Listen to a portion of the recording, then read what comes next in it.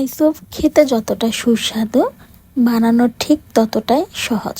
আসসালামু আলাইকুম, আশা করি সবাই অনেক বেশি ভালো আছেন। আজকে আমি আপনাদের সাথে শেয়ার করতে চলে আসলাম থাই স্যুপ রেসিপি। শুরুতে আমি একটি প্যান নিয়েছি, 3টি ডিমের কুসুম দিয়ে দিচ্ছি, সাদা অংশটা আলাদা করে রেখেছি। সেই সাথে অ্যাড করে দিচ্ছি কিছু চিংড়ি মাছ, অ্যাড করছি কিছু মাশরুম, সেই সাথে দিয়ে দিচ্ছি 2 চামচ লাল মরিচ গুঁড়ো, 2 চামচ হট চিলি সস, 4 চামচ টমেটো কেচাপ, 2 চামচ লবণ, 2 চামচ চিনি, 1 চামচ লেবুর রস, 3 চামচ পানিতে 3 চামচ কর্নফ্লাওয়ার গুলিয়ে নিয়েছি, 1 চামচ সয়া সস। এবার সম্পূর্ণ উপকরণগুলোকে খুব ভালোভাবে মিশিয়ে নিতে হবে। এই মিশ্রণের উপরে নির্ভর করে এটার কালারটা কতটা সুন্দর আসবে। এটাকে খুব ভালো মিশিয়ে নেওয়ার পর আমি 1 লিটার পানি এখানে অ্যাড করে দিয়েছি। আমি মূলত 1 লিটার স্যুপ তৈরি করার উপকরণগুলো মিলিয়েছি। আপনারা যদি এটা কম বেশি করেন তাহলে উপকরণগুলো কম বেশি করতে হবে। এবার অ্যাড করে দিচ্ছি লেমন গ্রাস।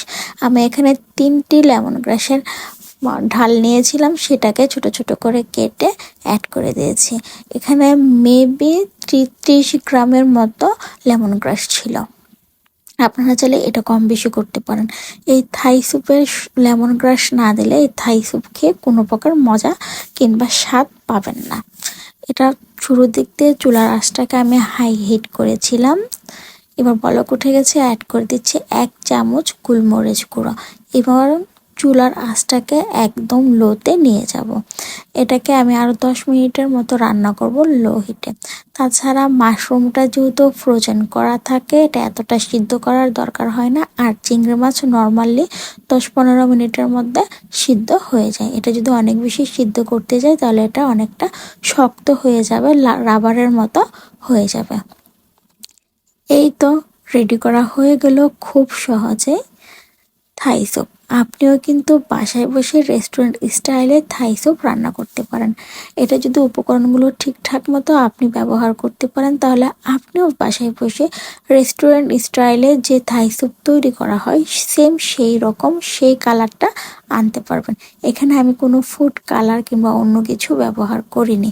এটা নর্মালি মিশ্রণের উপরে এত সুন্দর একটা কালার এসেছে। এই তো রেডি করা হয়ে গেল আমার রেস্টুরেন্ট স্টাইলে থাই স্যুপ।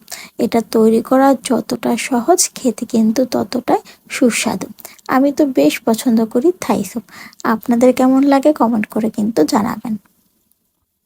আপনারাও যদি বাসায় এই রেসিপি দেখে ট্রাই করে থাকেন অবশ্যই কিন্তু কমেন্ট করে জানাবেন যে খেতে কেমন স্বাদ হয়েছে। ভিডিওটি যদি আপনাদের কাছে ভালো লেগে থাকে লাইক কমেন্ট শেয়ার, সেই সাথে কষ্ট করে হলেও আমার চ্যানেলটি সাবস্ক্রাইব করে দেবেন।